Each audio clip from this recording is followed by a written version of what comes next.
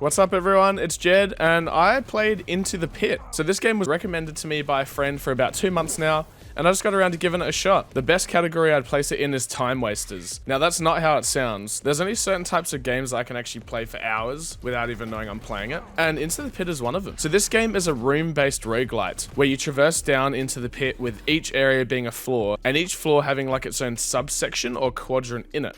Now each quadrant has 2 doors. One will say something like luck or blood, each with rewards based on the doors once you complete it. Each rune is stacked into your player stats as you get increasingly more and more powerful.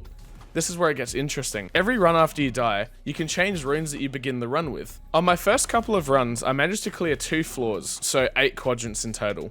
To complete each quadrant on a floor, you have to destroy these statues called keystones. The interesting mechanic in this game is that you have to stand in the area of the keystone and hold down a key.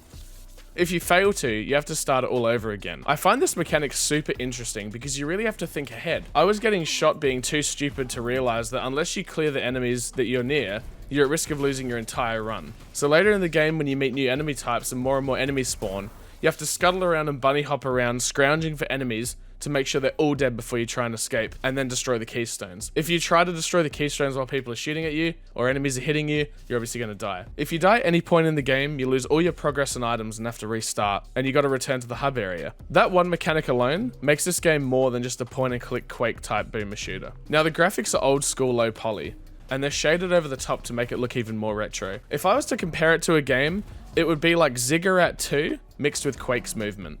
Ziggurat 2 is also on Steam, and I have covered that previously in the past. Overall, I'd recommend this game if you enjoy old school FPS-esque shooters or games, and you want something like a fresh roguelite experience on top of it. It's a great little indie game, and I had a blast shooting and bunny hopping my way around the map. Now, I'm an Aussie creator that's dedicated to providing all types of content, retro, FPS, and indie games, so make sure to stick around for more. Thanks for watching, and stay deadly.